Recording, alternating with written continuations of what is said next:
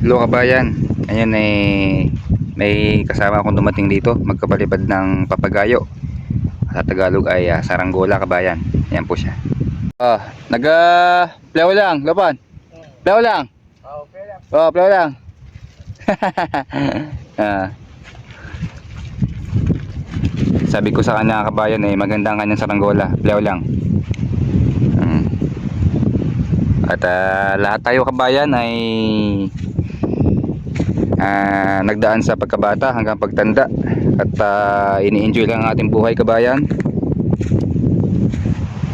Enjoy life lang, ganyan talaga ang buhay, weather lang.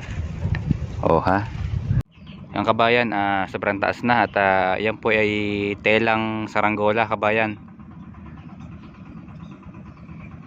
Tayo po ay pauwi na rin at maraming salamat sa papanood.